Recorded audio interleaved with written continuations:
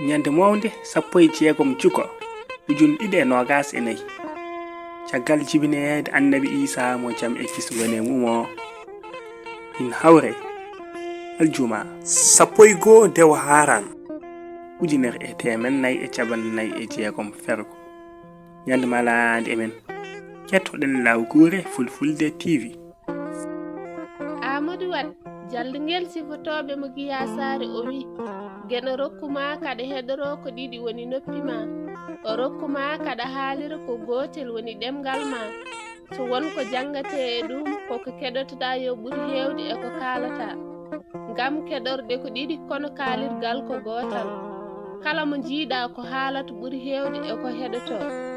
faam e makko hayso woofani Allah ne o woofi hoore makko ngati wona ɗum woni ko juɓɓuti tago makko ɗaɓɓiti e makko tesko kala kaɗa yaltina e toni ma heɗo konngol fulɓe Fuuta neɗɗo tono mum tino mum e tana mum fof jaltata ko e toni mum heewiɗo ɗemgal ɓihi jomum tawa hay gotal e terɗe mum mbawa ɓiltude ɗum an fof ka alluwal bindagal wata seeɗa e janngude e maggal so tawi a faamingal neɗɗaguma timmi ko joom hakkillaji en kalda koye sawtowol welede Diallo mo luggere Pooli boɗeji lawgure fulfulde TV wi en jawdi aduna ina wawi hebde ko wana yiɗam mi yomma ma mi yomma jiɗami wona ko jiɗɗa ko jinnata mo jiɗɗa o ala